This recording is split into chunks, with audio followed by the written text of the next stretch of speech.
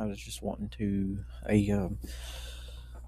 create the intro video to the channel here and show that the the content is real, and it's pretty much just introduce myself and just be real and transparent about everything I do. So, um, first off, my name's Raheem, and I have started this little entity of Cruise Power Stroke Fuel Systems. So, in essence, it's just a basic fuel system diagnostic service, repair, what have you, and specifically be working on the 6.7 Power Stroke V8s, turbo diesel V8s. So, um, obviously, those are from 2011 all the way up to present. Ford also has talk now that they're going to introduce an 8 liter for their bigger class trucks. But anyway, about me, I have 10 plus years of diesel engine experience, from rebuilds to fuel system repairs, hardware changes, stuff like that. So I started out when I was about 15-ish and was tinkering around with, diesel swapping little Ford Rangers. That's pretty much just what I had done. And it just got me into the diesel industry pretty much after that. So I worked for a few different fleet service employers, one being a school systems, my local school systems mechanic shop there. So, worked on school buses. All those were diesel. And um, the I actually did work on some pickup trucks on a previous employer prior to the school systems. It's just a small mom and pop diesel shop that was near my house where I lived at the time. And the rest of the things just pretty much just came out of curiosity and just doing my own tinkering with my own stuff.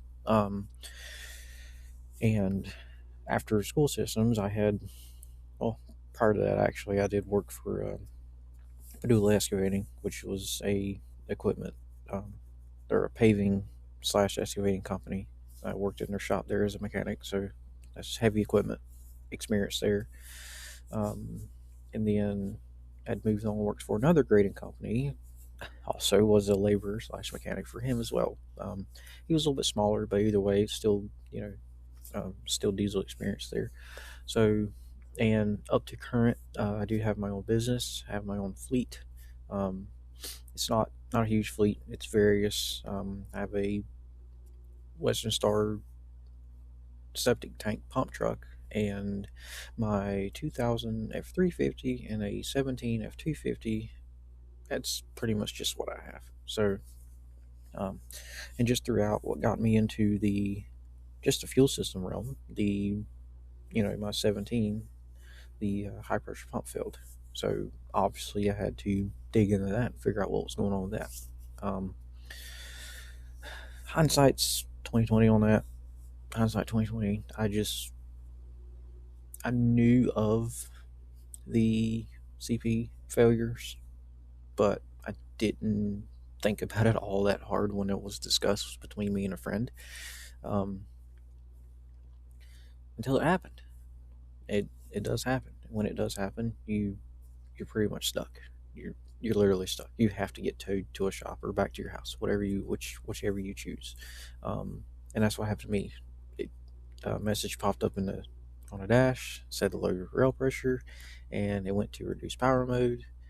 So I was trying to limp it home because I was only 5 minutes away from the house, and I got up to an intersection and the truck shut off. That's it. Attempted restart, wouldn't restart. So I do have the auto agent Easy Link in the truck, and ran diagnostic code. Obviously first thing come up was 2291, which is low rail pressure, and that was it.